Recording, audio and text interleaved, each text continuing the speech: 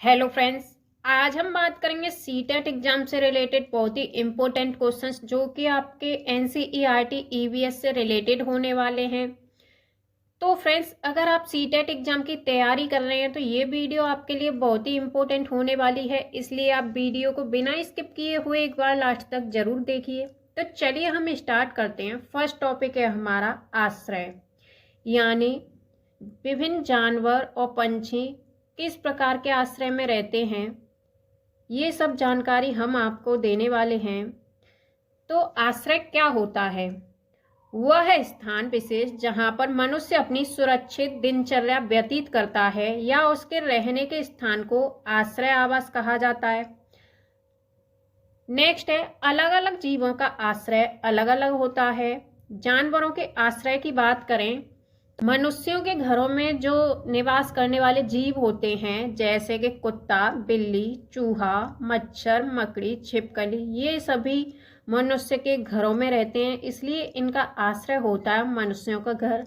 Next है आपका जंगल में निवास करने वाले जीव। तो जंगल में कौन कौन से जीव निवास करते हैं, जैसे कि शेर, हाथी, बाघ, चिंपैंजी, चीता, तेंदुआ, लोमड़ी, खरगोश, हिरन आदि, ये सभी आपका जंगल में निवास करते हैं।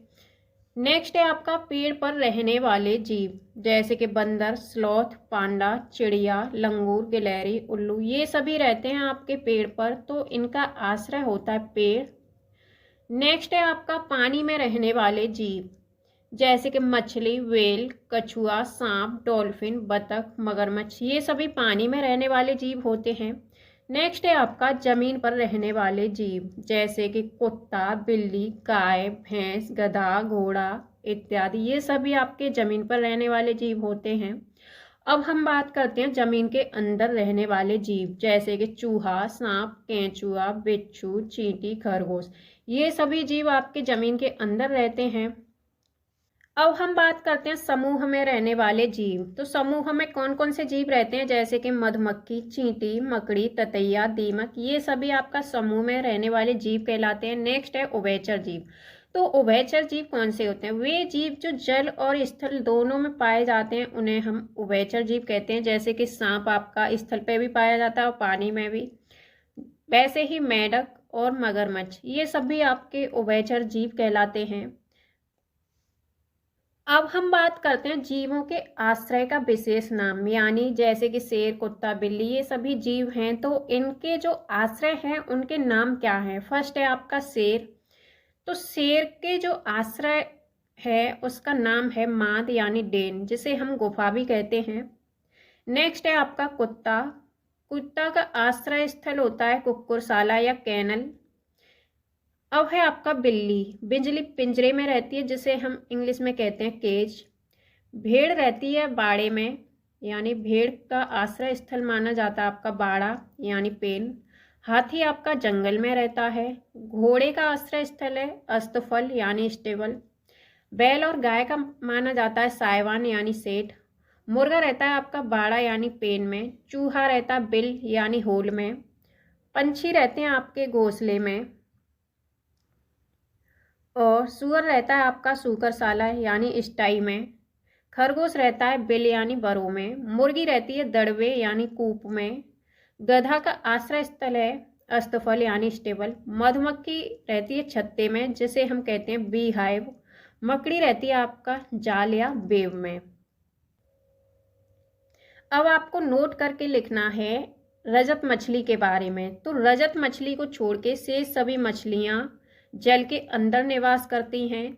रजत मछली स्थल पर निवास करती है। रजत मछली एक प्रकार का कीड़ा होता है। मछली, तारा मछली, समुद्री गाय, ये समुद्र में पाए जाने वाले जलीय जीव होते हैं। अभी हमने पढ़ा था जानवरों के आवास के बारे में। अब हम बात करते हैं पक्षियों के आवास के बारे में। तो पक्षी अपना घोंसला स्वयं बनाते हैं और पक्षी अपना घोंसला अंडे देने के लिए बनाते हैं। अंडे देने के पश्चात ये अपने घोंसले को छोड़ देते हैं। अलग अलग पक्षी का घोंसला अलग अलग होता है। कलचिड़ी पक्षी घोंसला जमीन पर पत्थरों के बीच में बनाती है। जुलाही चिड़िया यानी बीवर पक्षी का घोंसला लालटेन की तरह डालियों से लटकता रहता है। इसके घोंसले का निर्माण एक से अधिक संख्या में इसके नर द्वारा किया जाता है। इसकी मादा पसंद के आधार पर किसी एक घोंसले में अंडे देती है। कठफोड़वा बसंत गौरी अपने घोंसले का निर्माण पेड़ के तनों के छेद में बनाती है। दर्जन चिड़िया दो पत्तों को आपस में सिल करके घोंसले का निर्माण करती है। कबूतर, गौरैया ये मनुष्य के घरों में ही अपने घोंसले का निर्माण करते हैं। किसी भी पेड़ की सबसे ऊंची डाली पर अपने घोंसले का निर्माण कौवा करता है। चील इलाके के सबसे ऊंचे पेड़ की सबसे ऊंची डाली पर अपने घोंसले का निर्माण करती है। सभी पक्षियों में सबसे बड़ा घोंसला चील का होता है। इसका घोंसला 4 फीट चौड़ा होता है। कोयल अपने घोंसले का निर्माण नहीं करती, यह कोए के घोंसले में अंडे देती है। फाख्ता पक्षी झाड़ियों के बीच में अपने घोंसले का निर्माण करती है। मादा शुतुरमुर्ग जमीन को खोदकर गड्ढे में अपने घोंसले का निर्माण करती है। मोरनी सबसे निचली झाड़ी या झाड़ियों में जमीन पर अपने घोंसले का निर्माण करती है और अंडे देती है। चील इलाके के सबसे ऊंचे पेड़ की सबसे ऊंची डाली पर घोंसला बनाती है। चील घोंसले का प्रयोग साल दर साल करती है। चील का घोंसला सभी पक्षियों में सबसे बड़ा होता है। इसका घोंसला 4 फीट चौड़ा होता है। उल्लू के बारे में बात करें तो उल्लू किसी भी पेड़ के खोखले भाग में अपने घोंसले का निर्माण करते हैं। और गिद्ध सुनसान पेड़ों पर अपने घोंसले का निर्माण करता है या फिर चील के द्वारा छोड़े गए घोंसले का प्रयोग करता है या फिर चट्टानों की दरार में सुनसान स्थानों में अपने घोंसले का ये निर्माण करता है और उसमें अंडे देता है। अब हम बात करते हैं मनुष्यों के आवास के बारे में, जैसे कि मिट्टी के घर। मिट्टी के घर उन स्थानों पर पाए जाते हैं जहां गर्मी ज्यादा पड़ती है। मिट्टी के घर सामान्यतः गांव में पाए जाते हैं। मिट्टी के घरों की दीवारें मोटी होती हैं। इन घरों की छतों को छप्पर से बनाया जाता है और इसमें नीम, कीकर की लकड़ी का प्रयोग किया जाता है जिससे लंबे समय तक कीड़े न लगें।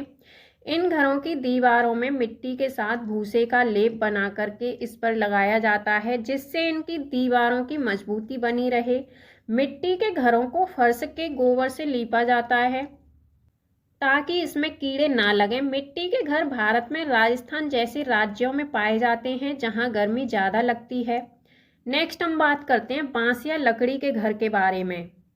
तो इस प्रकार के घर उन स्थानों पर बनाए जाते हैं जहां ज़्यादा बारिश होती है। इस प्रकार के घर 10 से 12 फीट ऊंची मजबूत खंभों की सहायता से बनाए जाते हैं ताकि बाढ़ आने पर इन घरों को कोई नुकसान ना पहुंचे। इस प्रकार के घर हल्के बनाए जाते हैं ताकि आसानी से टिके रहें। कभी कभी पेड़ के तनों पर इस प्रकार के घरों का निर्माण कर दिया जाता है। इस प्रकार के घर असम राज्य में पाए जाते हैं क्योंकि यहाँ पर ज़्यादा बारिश होती है। अब हम बात करते हैं पत्थर या लकड़ी के घर के बारे में। तो इस प्रकार के घरों का निर्माण पहाड़ी इलाकों में किया जाता है। इस प्रकार के घर उन स्थानों पर बनाए जाते हैं जहां बारिश भी होती है और बर्फ भी पड़ती है। अधिकांशतः इस प्रकार के घरों की छतें ढलवा होती हैं जिससे पानी व बर्फ आसानी से नीचे गिर जाए। पत्थर के घरों की चूने से पुताई की जाती है ताकि इन घरों में कीड़े ना लगें। लद्दाख के लोग इस प्रकार घरों की छतों का प्रयोग फसल सुखाने और निचली मंजिल का प्रयोग सामान रखने में करते हैं। इस प्रकार के घर लद्दाख, जम्मू कश्मीर, हिमाचल प्रदेश आदि राज्यों में पाए जाते हैं। अब हम बात करते हैं जल के बारे में। तो जल का निर्माण हाइड्रोजन के 2 अणुओं और ऑक्सीजन के 1 अणु के संयोजन से होता है। पृथ्वी पर लगभग 71% जल विद्यमान है। पृथ्वी पर जल की अधिकता होने के कारण इसे नीला ग्रह भी कहा जाता है। पृथ्वी पर जल जीवन की मूल इकाई के रूप में माना जाता है। पृथ्वी पर जीवन की शुरुआत जल से हुई थी जिसे नील हरित शैवाल के नाम से जाना जाता है। मनुष्य के शरीर में 65% जल पाया जाता है। मनुष्य के शरीर में तापमान को नियंत्रित करने में सबसे बड़ी भूमिका जल निभाता है। मनुष्य सभी प्रकार की आवश्यकता में जल का प्रयोग करता है जैसे कि खाना बनाना, कपड़े साफ करना, स्नान करना, कृषि कार्य में आदि। पृथ्वी पर जल की पूर्ति जल चक्रण के माध्यम से होती है। जल बर्फ से पिघलकर नदियों, समुद्रों व अन्य जलाशयों में पाया जाता है। तत्पश्चात इन जलाशयों से जल वाष्पीकृत होकर वर्षा के माध्यम से पुनः पृथ्वी पर आ जाता है। अब हम बात करते हैं जल की अवस्थाओं के बारे में। तो जल पदार्थ की 3 अवस्थाओं में पाया जाता है। ठोस के रूप में यह पर्वतों, पठारों व ऊंचाई वाले स्थानों पर पाया जाता है। द्रव के रूप में जल समुद्रों, नदियों व अन्य जलाशयों में पाया जाता है। अब हम बात करते हैं जल का वितरण। तो पृथ्वी पर 37% जल समुद्रों में विद्यमान है। यह खारा जल है जिसका प्रयोग सामान्य रूप से मनुष्यों के द्वारा नहीं किया जाता है। 2% जल पृथ्वी पर बर्फ के रूप में विद्यमान है। पर्वतों, पठारों पर भी यह विद्यमान है। मनुष्यों के द्वारा सामान्य रूप से इस जल का प्रयोग नहीं किया जाता है।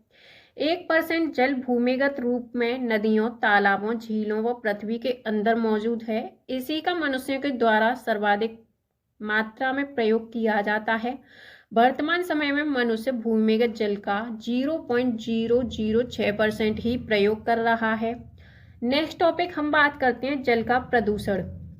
तो जल में स्वयं के शुद्धिकरण की क्षमता पाई जाती है, परंतु इसमें अशुद्धियों का इस प्रकार मिल जाना जो इसके वास्तविक गुण धर्म परिवर्तित कर देता है, वह जल प्रदूषण कहलाता है। जल प्रदूषण के स्रोत माने जाते हैं आपके प्राकृतिक और मानव निर्मित।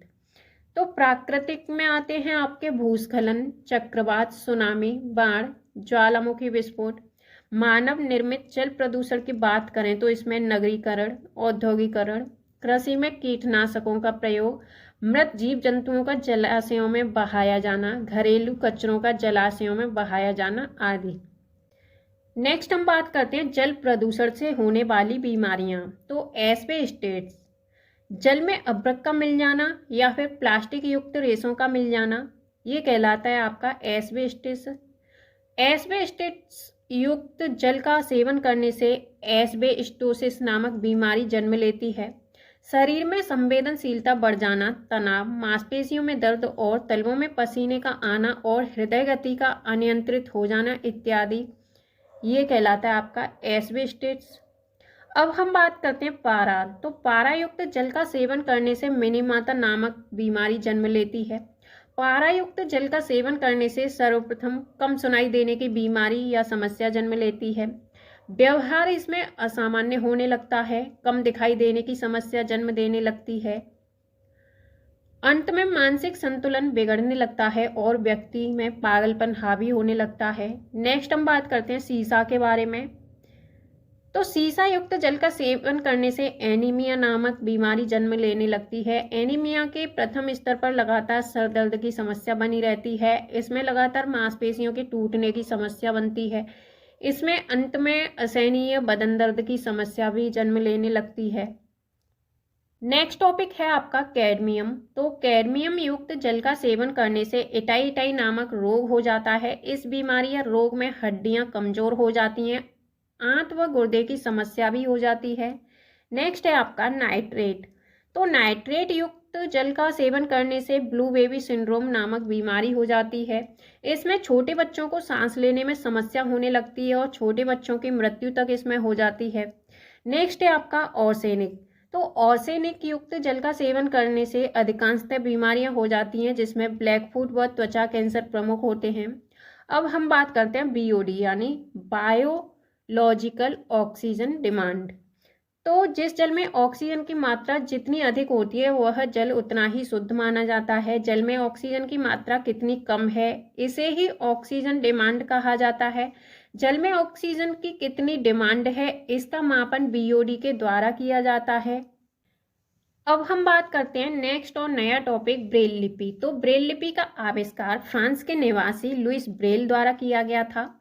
इस लिपि का विकास कागज व प्लास्टिक पर नुकीले बिंदुओं को धंसाकर किया जाता है। प्रारंभ में यह लिपि कुल 12 बिंदुओं पर आधारित थी। वर्तमान में तो कुल ये 6 बिंदुओं पर आधारित है। ब्रेल दिवस प्रत्येक वर्ष 4 जनवरी लुइस ब्रेल का जन्म दिवस के रूप में मनाया जाता है। नेक्स्ट टॉपिक है आपका स्वच्छता दिवस। तो इस दिवस का आयोजन प्रत्येक वर्ष 2 अक्टूबर को किया जाता है। स्वच्छता दिवस महात्मा गांधी के जन्म दिवस के रूप में मनाया जाता है। इस दिवस की शुरुआत महात्मा गांधी जी की 150वीं जयंती पर 2014 में प्रारंभ की गई। इसके लोगों में महात्मा गांधी जी के चश्मे का फोटो लिया गया है, जिसके एक तरफ शीशे पर स्वच्छ भारत, एक तरफ भारत लिखा हुआ है। तो फ्रेंड्स, आपको ये वीडियो कैसी लगी आप ये हमें कमेंट बॉक्स में ज़रूर बताएं। और अगर आपने अभी तक चैनल को सब्सक्राइब नहीं किया है तो एक बार चैनल को सब्सक्राइब करके वीडियो को लाइक और शेयर ज़रूर करें। धन्यवाद।